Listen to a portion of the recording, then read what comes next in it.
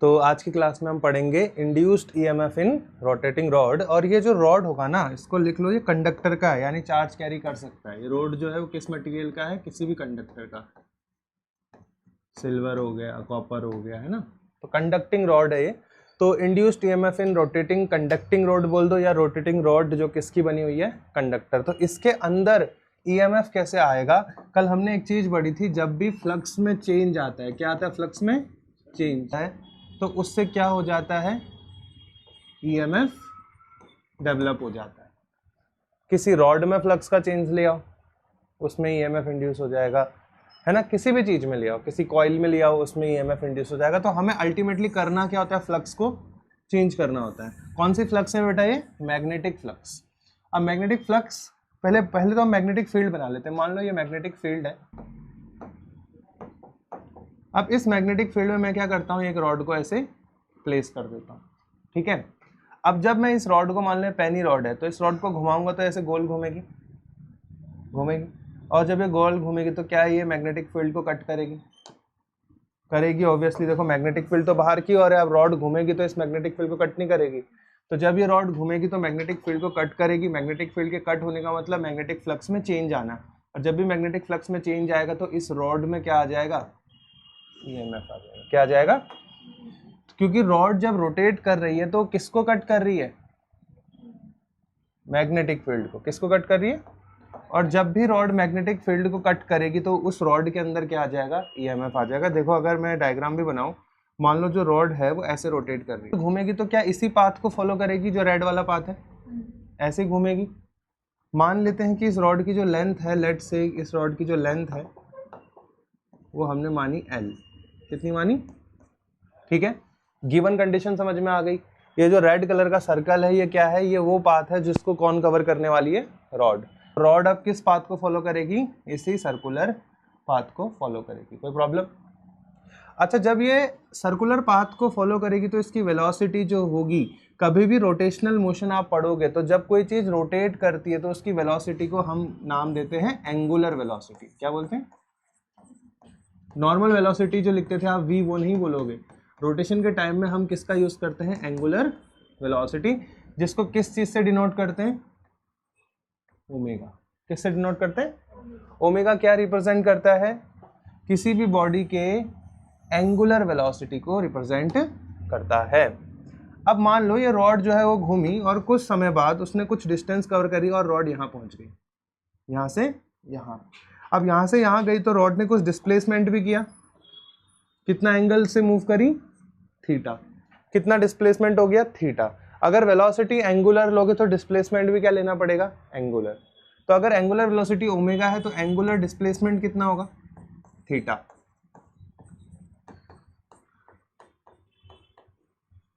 तो रॉड का जो एंगुलर डिस्प्लेसमेंट है वो कितना है? थीटा। यानी रॉड ओमेगा वेलोसिटी से घूमी। रॉड की वेलोसिटी क्या थी? ओमेगा। किधर था इस वेलोसिटी की डायरेक्शन? ऐसे। और ओमेगा वेलोसिटी से घूमी तो इसने कितना एंगल बनाया? Theta angle. अगर ये पूरा घूम जाएगी तो टोटल एंगल कितना होगा? 360। अगर पूरा गोल घूम जाएगी तो डिस्प्लेसमेंट कितना होगा? 360। या फिर आप क्या बोल सकते हो? 2 पाई। क्या बोल सकते हो? क्योंकि 2 पाई का मतलब भी क्या होता है? 360 तो होता है। पाई की वैल्यू 180 होती है। 180 इंटू 2 360। तो मैं ये कह सकता हूं क्या कि अगर ये रॉड पूरा एक कंप्लीट चक्कर लगा ले तो ये कितना घूम जाएगी? 2 पाई, है ना। और अभी कितना घूमी है? सिर्फ ये थीटा घूमी। अब देखो जब ये रॉड कुछ एंगल मूव करा तो कितना एंगल मूव किया? ये थीटा। अगर ये पूरा चक्कर लगा देगा तो कितने रेडियन घूम जाएगा? 2 पाई रेडियन। कितना रेडियन घूमेगा? और अगर ये 2 पाई रेडियन घूमेगा तो क्या ये सर्कल का पूरा एरिया कवर हो जाएगा? पूरा एरिया कवर हो जाएगा ना। रॉड कितने एरिया को स्वाइप कर देगी?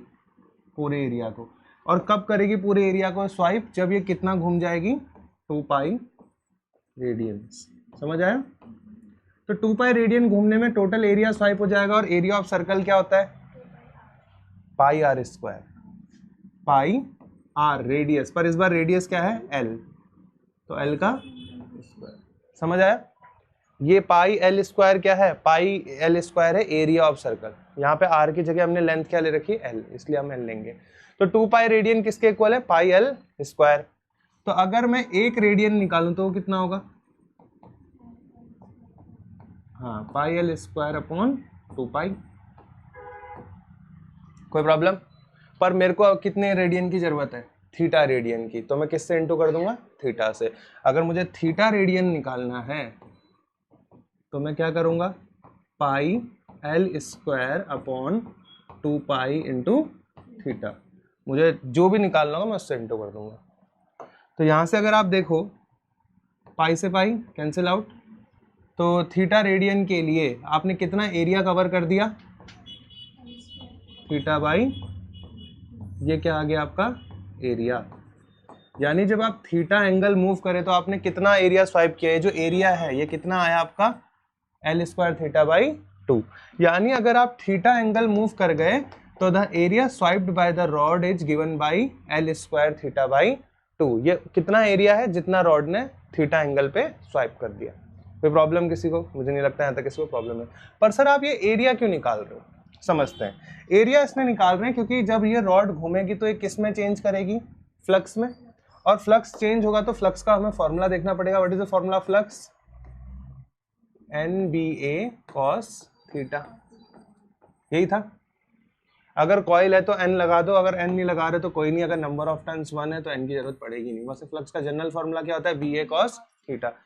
अब B तो कांस्टेंट है, ये जो डॉट है डॉट डॉट डॉट बने ये तो मैग्नेटिक फील्ड है, ये तो चेंज नहीं हो रहा। एरिया यहाँ पे देखो जैसे जैसे ये चल रही है तो थीटा के रिस्पेक्ट में एरिया बदलता जा रहा है ना। तो एरिया अभी कितना है? L square theta by 2। और एंगल देखो जरा, ये जो कॉइल है इसका एरिया वेक्टर कहाँ है? बाहर की ओर।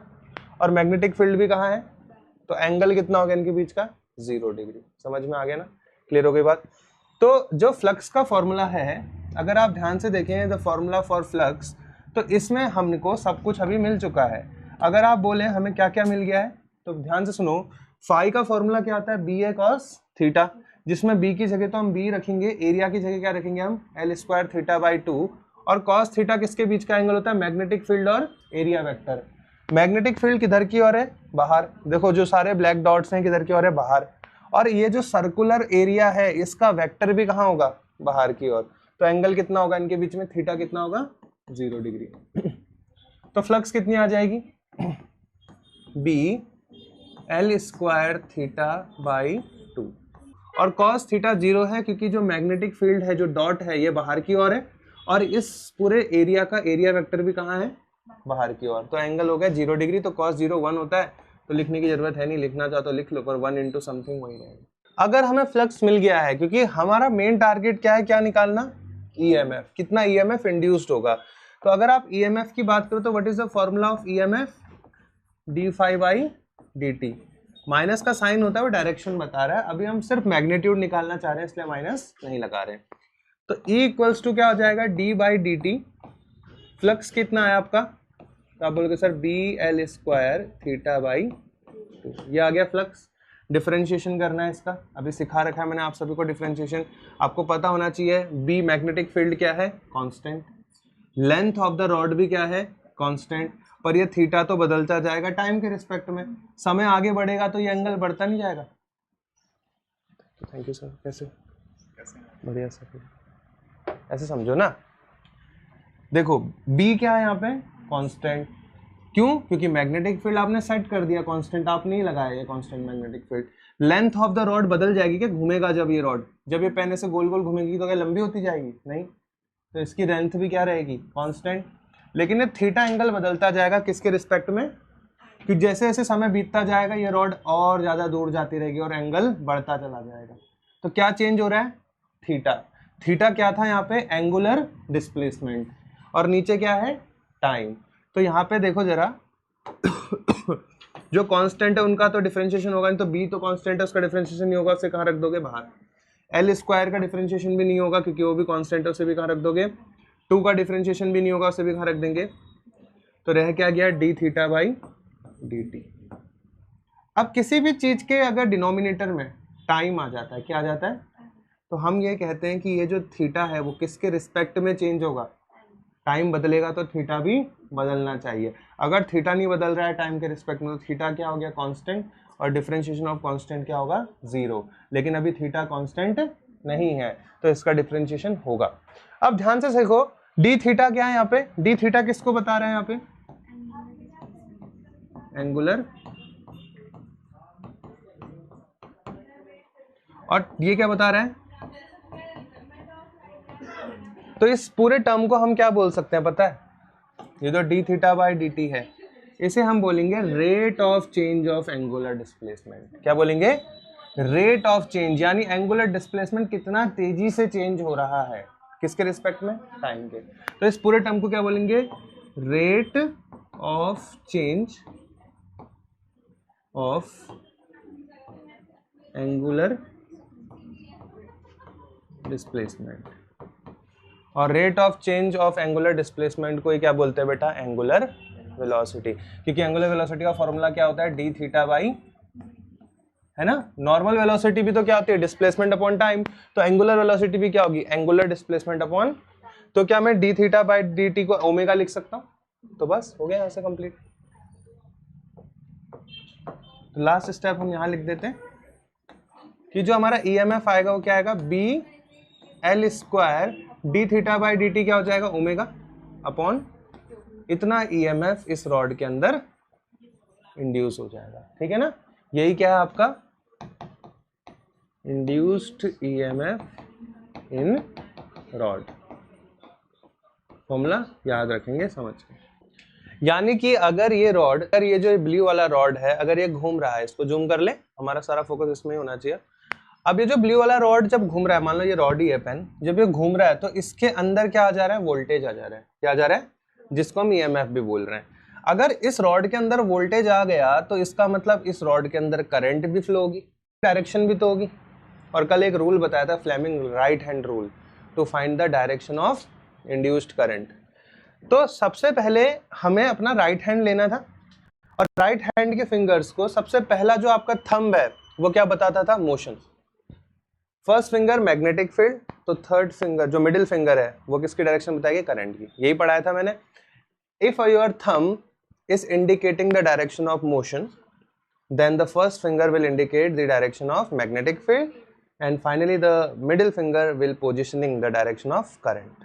समझ में आ गया। तो इसी को करते हैं, चलो ऐसे देखते हैं। यहाँ पे देखो मैग्नेटिक फील्ड कहाँ है, बाहर की ओर, तो आपकी जो फर्स्ट फिंगर है वो तो चुपचाप कहाँ हो जाएगी, बाहर की ओर, कर दी मैंने फर्स्ट फिंगर बाहर। इसके अलावा मुझे बताओ मोशन कहाँ हो रहा है, ऊपर, तो देखो थंब तो अभी कहाँ है, तो देखो करंट की डायरेक्शन कहाँ है, राइट की ओर, तो इस रॉड में करंट किधर आएगा, राइट की ओर। बात समझ आई। दोबारा देखो ये आपके तीनों फिंगर हैं, फर्स्ट फिंगर किसकी डायरेक्शन में होनी चाहिए, मैग्नेटिक फील्ड, तो मैग्नेटिक फील्ड कहाँ है, बाहर, तो देखो आपकी फर्स्ट फिंगर भी कहाँ है, बाहर। मोशन कहाँ हो रहा है रॉड का, आप ऊपर मूव कर रहे हैं ना, तो मोशन ऊपर है, तो करंट किधर आएगी, राइट की ओर। सबको समझ आ गई बात बेसिक सी, अगर घर पे पढ़ा होगा तो समझ आ गया होगा, ठीक है। इसका मतलब मैं कह सकता हूँ क्या, जो इस रॉड में फ्लो होने वाली करंट है उसकी डायरेक्शन इधर है। अब ऐसा नहीं करंट बाहर जा रही है, वो तो मैं एरो से समझा रहा हूँ, ठीक है। करंट ऐसे यहाँ से जाके फिर उसी रॉड में घूमते ही रहेगी, अगर कोई वायर लगा दोगे तो उसमें चली जाएगी, तो करंट जा के इधर की ओर रही है, इधर की ओर, ठीक है ना। ये आई करंट की डायरेक्शन है। अब अगर किधर करंट इधर की ओर जा रही है तो क्या इस रॉड के दो टर्मिनल भी बन जाएंगे, पॉजिटिव और नेगेटिव। तो बताओ कौन सा टर्मिनल पॉजिटिव होगा, कौन सा नेगेटिव। तो कल मैंने बताया था करंट जहां से निकलती है वो पॉजिटिव होता है, और जहां से एंटर करती है वो, बैटरी बना के भी समझाया था, याद है। ये बैटरी थी, तो बताओ करंट कहां से निकलेगी, ये पॉजिटिव है नेगेटिव, करंट पॉजिटिव से निकलती है, और एंटर कहाँ से करती है, नेगेटिव। तो देखो यहाँ एंटर तो यहाँ से करी होगी, निकल कहाँ से रही है, और जहाँ से निकल रही है उसके पीछे कौन सा टर्मिनल है, पॉजिटिव। यानी रॉड का ये वाला हिस्सा तो क्या होगा, पॉजिटिव टर्मिनल। अगर रॉड को नाम दे देते हैं कुछ ना, मान लो रॉड को नाम दे दिया मैंने, ये है ए पार्ट, ये है बी पार्ट, जो आगे वाला पार्ट है रॉड का, इसको और जूम कर लेते हैं। देखो अगर ये रॉड का ए पार्ट है तो ये कौन सा पार्ट हो गया, बी पार्ट। तो अगर ए पार्ट को देखेंगे तो ये कैसा बिहेवियर करेगा, नेगेटिव, यानी इसमें पोटेंशियल क्या होगा, लो। और ये बी पार्ट कैसा बिहेव करेगा, पॉजिटिव, यानी इस पे पोटेंशियल क्या होगा, समझ में आ गया।